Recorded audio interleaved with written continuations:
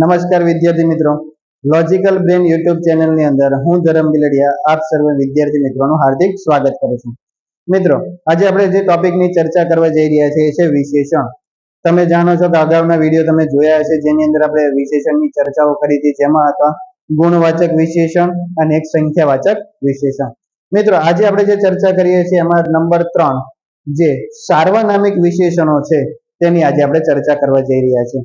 સાર્વનામિક એટલે શું? તો સૌથી પહેલા આપણે એનો અર્થ સમજી લઈએ કે ભાઈ સાર્વનામિક એટલે કે જે નામની જગ્યાએ લખાતા વપરાતા શબ્દોને સર્વનામ તરીકે ઓળખવામાં આવે. અને હવે સર્વનામ શું હોય તો કે એકનું એક જો નામ વારંવાર આવતું હોય ને તો આપણે નામને હટાવીને કોઈ એવા શબ્દોનો પ્રયોગ કરીએ છીએ અને જે શબ્દો આવા વપરાય છે ને એને આપણે સાર્વનામિક શબ્દ તરીકે ઓળખી શકીએ છીએ.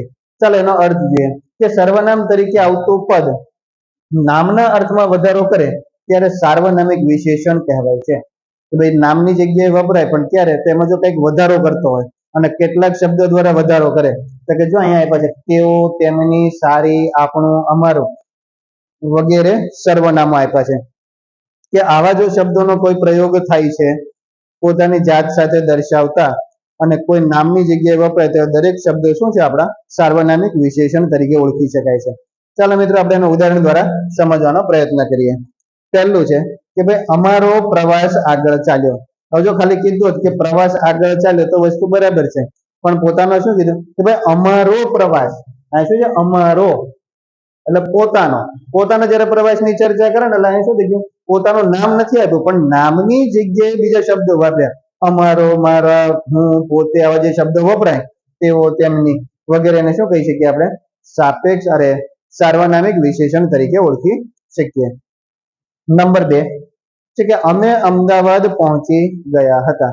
તો અહીંયા સાર્વનામિક વિશેષણ શું છે કે ભાઈ અમે પહોંચી ગયા એટલે પોતાની જાત સાથે દર્શાવે છે, આપણે કહી શકીએ કે સર્વનામ તરીકે વાપરી શકાય. ત્યાર પછી ત્રીજું ઉદાહરણ છે કે આપણું શહેર સંસ્કારી ગણાય. તો જો અહીંયા ક્યાં છે તો આપણને સીધું ખ્યાલ આવે કે આપણું શહેર. અહીંયા આપણું એ શબ્દ છે શું દર્શાવે છે તો એ સર્વનામ દર્શાવે છે, માટે આપણે એને કહી શકીએ કે આ વિશેષણ છે એ સાર્વનામિક વિશેષણ છે. મિત્રો, સાર્વનામિક વિશેષણની અંદર પણ પોતાના અલગ પેટા પ્રકારો પાડવામાં આવે છે, જે 3 પ્રકારના પેટા પ્રકારો છે જે નીચે મુજબ આપેલા છે. તેમાં સૌથી પહેલું જોઈએ તો અહીંયા છે કે દર્શક વિશેષણ. દર્શક વિશેષણની ખાસિયત એ છે કે જેમાં દર્શાવવાનું કાર્ય કરતા નામોના અર્થમાં વધારો કરે. કોઈ સર્વનામ છે પણ દર્શકનો સીધો અર્થ એક થાય કે દર્શક એટલે બતાવનારું. કોઈ ક્રિયા કરીએ છીએ અથવા તો એ સીધો અર્થ નિર્દેશ કરે છે કે આ ક્રિયા છે તે બતાવનારો હોય તો દરેક બતાવનાર અર્થને આપણે એવું કહી શકીએ કે દર્શક વિશેષણ છે. તે દર્શાવનાર શબ્દો કયા કયા છે તો અહીંયા જો આપ્યું છે કે ભાઈ આ, તે, પેલું, આ દર્શક સર્વનામો ગણાય છે. કે આવા જે શબ્દો આપણે પ્રયોગ કરીએ છીએ જે ક્રિયાઓ દર્શાવાઈ રહી છે તો એવા વિશેષણોને આપણે કેવા કહીએ? દર્શક સર્વનામ તરીકે ઓળખી શકીએ. ચાલો પહેલું ઉદાહરણ જોઈએ. જેમ કે આ બાળકો મેદાનમાં રમતા હતા. હવે જો બાળકો રમે છે એટલું કીધું તો વાંધો નહીં, પણ કયા તો કે જો સ્પષ્ટ નિર્દેશ કર્યો આ શબ્દ ઉપરથી કે ભાઈ આ જ બાળકો છે, તેનો અર્થ શું થઈ જાય? આ એ શબ્દ શેના માટે વપરાયો છે? દર્શક વિશેષણ માટે વાપરી શકાય. અથવા તો આ એ શબ્દ છે એવું કહી શકીએ કે વિશેષણ દર્શાવે છે ને કયું? દર્શક. ત્યાર પછી બીજું છે કે તે ચિત્ર પેન્સિલથી બનેલું છે. તો અહીંયા કયું થશે? તો જો મિત્રો અહીંયા આપ્યું છે કે તે એ શબ્દ સૂચવે છે જે અહીંયા શું છે? દર્શક સર્વનામ સૂચવે છે. દર્શક સાર્વનામિક વિશેષણ. ત્યાર પછી આગળ જોઈએ કે આ દર્શક સર્વનામ હતું અને ત્યાર પછી છે નંબર 2 ઉપર પેટા પ્રકારની અંદર કે પ્રશ્નવાચક વિશેષણ. તો પ્રશ્નવાચક વિશેષણ આવતા આપણને એક વસ્તુ ખ્યાલ આવી જાય કે જે શબ્દની અંદર પ્રશ્નવાચક જેવા શબ્દ આપવામાં આવ્યા હોય, જે એનો અર્થ એવો કે જે શબ્દો દ્વારા જો પ્રશ્ન પૂછવામાં આવતા હોય એવા શબ્દોનો જો વાક્યની અંદર પ્રયોગ કરીએ તો આપણે એને કહી શકીએ કે પ્રશ્નવાચક શબ્દો છે. તો જો અહીંયા આપ્યું છે કે ભાઈ પ્રશ્નવાચક સર્વનામો વિશેષણ તરીકે પ્રયોજાય ત્યારે પ્રશ્નવાચક વિશેષણ બને. જ્યારે આવા શબ્દો છે એ વિશેષણની અંદર જ્યારે પ્રયોગ કરવામાં આવે ત્યારે ખાસ એ પ્રશ્નવાચક વિશેષણ બને છે. ઉદાહરણ તરીકે જોઈએ કે કયો માણસ વધુ પરિશ્રમ કરે છે. અહીંયા શું પૂછે છે કે કયો માણસ, પરિશ્રમ કોણ કરે છે, અથવા તો પૂછે જો શબ્દ કયો છે પરિશ્રમ કરે છે પણ કોણ, તો અહીંયા પૂછે કયો માણસ, તો કયા એ શબ્દ દ્વારા, કયો એ શબ્દ દ્વારા શું છે પ્રશ્ન પૂછવામાં આવ્યો છે. અને જ્યારે જો આવા પ્રશ્ન પૂછવામાં આવે તો આપણે એવું કહી શકીએ કે આ પ્રશ્નવાચક ક્રિયા વિશેષણ છે.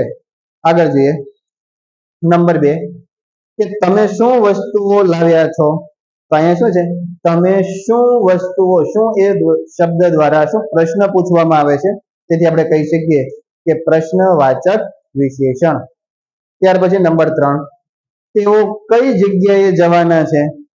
તો જો આમાં સીધો એક શબ્દ આપ્યો છે કે તેઓ કઈ જગ્યાએ, અહીંયા છે કઈ શબ્દ દ્વારા અહીંયા પ્રશ્ન પૂછ્યો છે. ત્યાર પછીનું એક ચોથું ઉદાહરણ છે કે પરીક્ષામાં કેવા પ્રશ્નો પૂછાવાના છે. તો મિત્રો અહીંયા જો કેવા એ શબ્દ આપ્યો છે કે કેવા એ શબ્દ દ્વારા આપણને ખ્યાલ આવે કે અહીંયા પ્રશ્ન પૂછાય છે કેવા, કઈ, શું, કયો.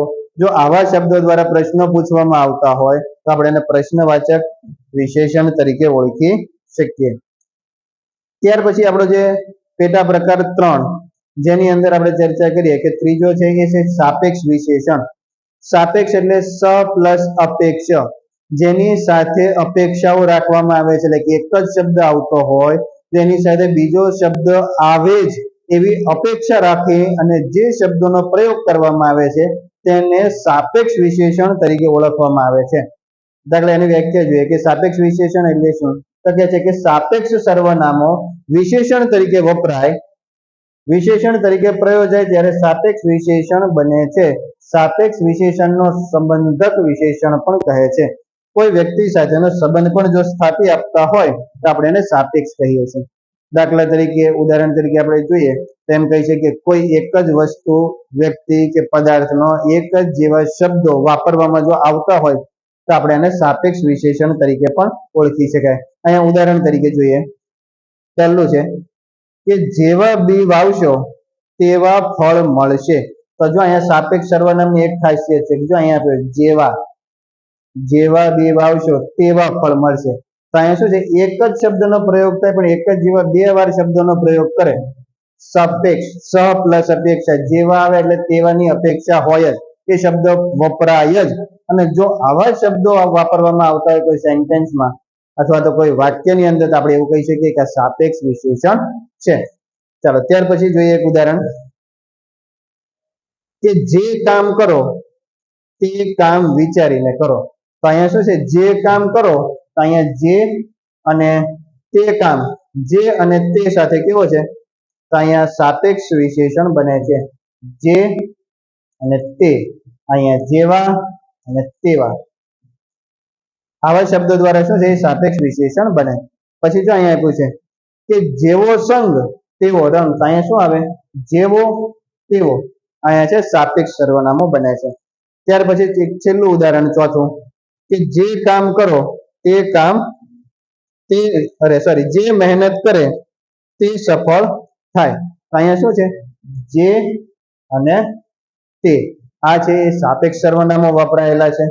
તો મિત્રો આવા જે વિશેષણો તમને ખૂબ અગત્યના પરીક્ષાની સીસીમાં ખૂબ જ ઉપયોગી રહેશે. Thank you for watching this video. અને આપણા નવા વિડીયો તમને આપણી લોજિકલ બ્રેન યુટ્યુબ ચેનલની અંદર મળી રહેશે. તો નવા વિડીયો જોતા રહેજો. Thank you. અસ્તુ.